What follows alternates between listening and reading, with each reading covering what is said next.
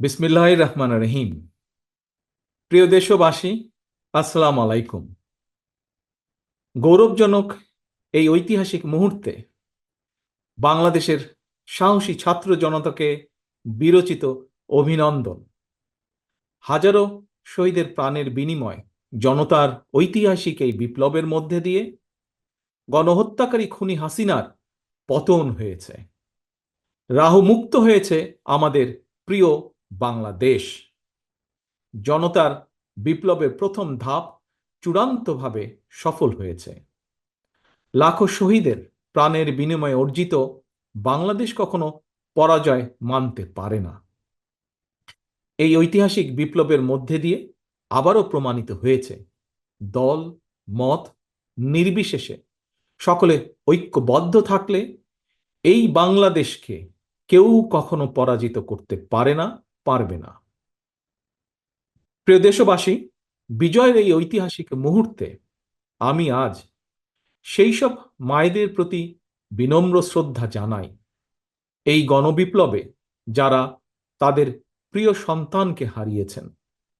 এভাবে গত 15 বছরে ফ্যাসিবাদী শাসনকালে অনেক সন্তান তার প্রিয়তম পিতাকে হারিয়েছেন, অনেক স্ত্রী প্রিয়তম স্বামী হারিয়েছেন। গুম খুন অপহরণ করে অসংখ্য মায়ের বুক খালি করে দেওয়া হয়েছে। আপনাদের সন্তানের শহীদ মৃত্যু, স্বজনদের ত্যাগ, তিতিক্ষায় 2024 সালের 5ই আগস্ট প্রিয় বাংলাদেশ আরেকটি বিজয় দেখেছে। জনতার ঐতিহাসিক বিপ্লব সফল করতে গিয়ে অসংখ্য ছাত্র জনতা আহত হয়েছেন। বাসায়, হাসপাতালে কিংবা ক্লিনিকে চিকিৎসাধীন যন্ত্রণাবিদ্ধ সময়ে সমস্ত ভালোবাসা নিয়ে আপনাদের পাশে আজ সারা বাংলাদেশ। খুনি হাসিনার বিরুদ্ধে আন্দোলন করতে গিয়ে অসংখ্য মানুষ মিথ্যে মামলা ও রাজনৈতিক উদ্দেশ্য প্রণোদিত মামলায় গ্রেফতারের শিকার হয়েছেন, কারাগারে নিক্ষিপ্ত হয়েছেন। আমি অবিলম্বে তাদের বিরুদ্ধে দায় করা সকল মামলা প্রত্যাহার এবং তাদের কারামুক্তির দাবি জানাচ্ছি।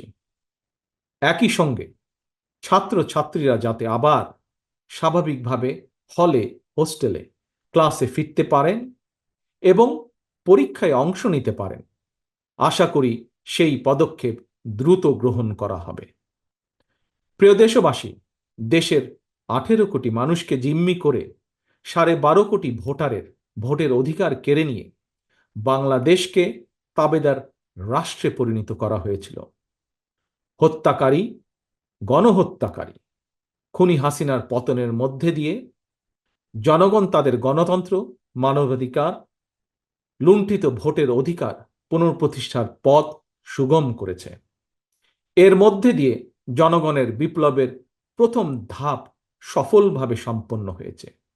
এরপর একটি অবাধ সুষ্ঠু নির্বাচনের মধ্য দিয়ে যেদিন দেশের 12 কোটি ভোটার নিরাপদে নিশ্চিন্তে ভোট দিয়ে জনগণের কাছে জবাবদিহিমূলক সরকার প্রতিষ্ঠা করতে পারবে, রাষ্ট্র, সরকার, শাসন প্রশাসনে মুক্তিযুদ্ধের মূল মন্ত্র সাম্য, মানবিক মর্যাদা প্রতিষ্ঠিত করতে পারবে, সর্বোপরি একটি গণতান্ত্রিক বৈষম্যহীন রাষ্ট্র সমাজ গড়তে পারবে, তখনই জনতার ঐতিহাসিক বিপ্লবের চূড়ান্ত সফলতা আসবে।